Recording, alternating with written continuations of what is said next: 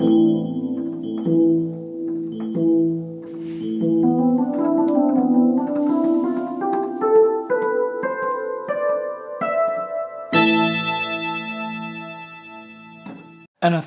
Distant Satellites. So sorry I'm late with this review. I know it came out like a week ago or so, but I don't know. I've just been caught up with things. I've been in Houston for like a week, and I just haven't had the time or space in order to actually do it.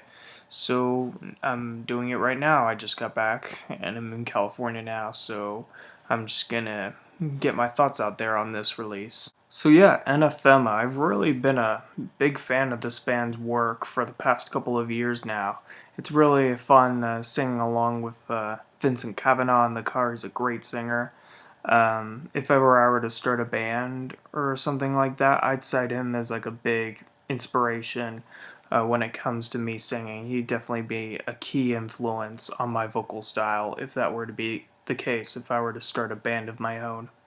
And so the band has, with Distant Satellites, reached album number 10, which is definitely quite a landmark number. Not a lot of bands are able to make it that far, so which definitely shows this band's perseverance and just enjoying what they do. And obviously the fans loving what they do, since they make great music. But obviously they wanted to make this album extra special, so I'm just going to read a statement that's sort of paraphrased a bit, but this is basically like the gist of it. This is essentially like the culmination of everything they've worked to so far in their musical path, combining the beauty, intensity, drama, quietude, and extra musical dimensions they only hinted at with previous efforts. And though I do agree with that statement to an extent, this album, I think, largely continues with the sound that was established with their 2010 album, We're Here Because We're Here. They're seeking to draw up like the most heart-aching melodies that are designed to move the listener to tears, like the previous works this band has put out, including Weather Systems. And of obviously Lee Douglas and Vincent Cavanaugh have just really beautiful voices that work so well together. They make definitely a very emotionally charged duo, and they definitely are able to break down your soul in a very positively morose way, so to speak. Danny Cavanaugh, whenever he is singing, he definitely has a really great voice on him as well. It's kind of hard to differentiate between the two sometimes, like between the two brothers, Vincent and Danny, but they both have really great vocals. All three of them are just really, really good. And I don't know, I can't really complain there. It's just really, really good all around. So much like the last album, Weather Systems, with Untouchable, this album also starts out with a multi-part song or a suite of its own, The Lost Song. And much like the last one, where it starts off with a bit of like a more energetic opener and leading into a more like softer, more delicate piece. The same thing is at hand here with the Lost Song. It's the same thing going on with that, and the only like real difference there being like a big like energetic reprise in the middle of the album, much like Eternity, which is an album that came out in 1986. Like the title track of that album is split into three parts, and the Lost Song is also split into three parts.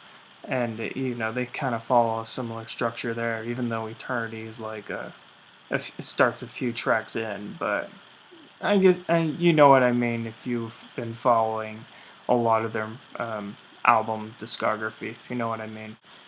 And though this album really isn't too much different from the previous two albums that came out, there are some new tricks that are thrown into the trade this time, with songs like Dusk, Dark is Descending, and The Lost Song Part 3 showcasing some like intricate rhythms and keyboard passages that really remind me a lot of like traditional jazz and prog music. And artists like a fellow Brit, Steven Wilson, come to mind. And hey, what do you know? He actually mixed a few songs on this album. So yeah, the more you know. And You're Not Alone is actually an interesting little detour. It actually reminds me of something like reverting back to Steven Wilson, like maybe one of Porcupine Tree's more zanier tracks, like from their middle career, so to speak, like from an album like Light Bulb Sun, or maybe some of their later work like Deadwing or something like that. I don't know. It's just an interesting little interlude, so to speak, which and the vocals actually kind of remind me of Steven Wilson quite a bit.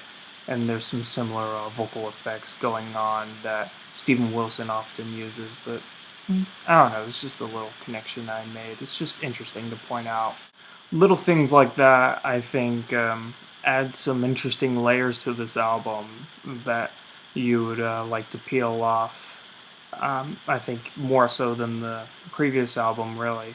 While this album is just as emotionally heavy as the previous album, there seems to be a unique sort of variety that makes this one stand out, not just from the previous three, but perhaps from the rest of their already diverse catalog. Not saying this is my favorite of all their albums. This isn't necessarily as good as Sound Enigma or Judgment or anything like that, in my opinion, but it's still a wonderful album to listen to. I think it's really, really good, and I think it stands out just, on its own. I think it's just a very nice album. Like, if anyone is getting an Anathema for the first time, I think this is an enjoyable album for you to check out. My first album happened to be Eternity, but I think you'll really like this one as well if this happened to be your first. I highly recommend this for all prog fans out there, alternative rock, etc.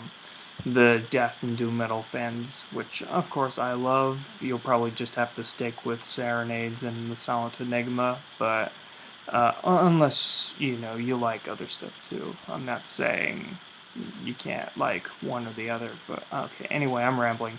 For a score, I'd give this an 8.25 out of 10. I think this is just a very solid, very good album. I ordered it already. It should be coming like within this week, I hope, because I really, really like this album, and I really want to play it in my car and just play some good tunes and stuff like that. This is just a really good album, really great band. I love Anathema, and I'm happy with this release. So thank you very much for watching, and I'll see you.